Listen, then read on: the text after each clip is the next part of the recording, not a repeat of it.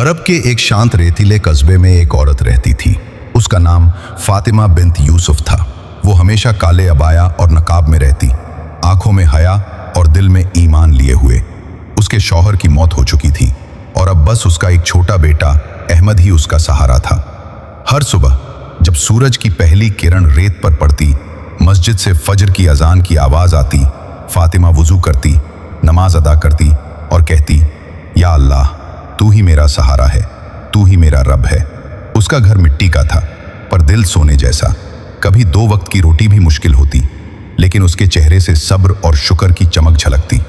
गांव की औरतें कहती, फातिमा, तेरा शौहर नहीं, माल नहीं, फिर भी तुझे गम क्यों नहीं? वो धीमे लहजे में जवाब देती, जिसके पास अल्लाह है उसके पास सब कुछ है। रात में जब हवा रेत के टीलों को छूती, वो अपने बेटे के सिर पर हाथ रखती और कुरान की तिलावत करती। उसके होठों से निकलता, इन्नल्लाह मा अस्साबिरीन, निश्चय ही अल्लाह सब्र करने वालों के साथ है। एक दिन एक अमीर अरब ताजिर गांव से गुजरा। सुबह सुबह उसने देखा फातिमा नमाज के बाद सजदे में गिरी दुआ कर रही थी। उसकी आवाज में सच्चाई थी, आंखों से आंसू गिर रहे थे, मगर चेहरे पर सुकून था।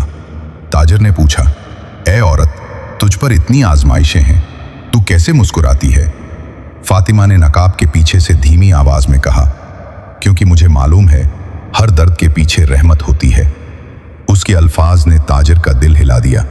वो रो पड़ा और बोला, तेरा सब्र, तेरा ईमान, यही असली दौलत है।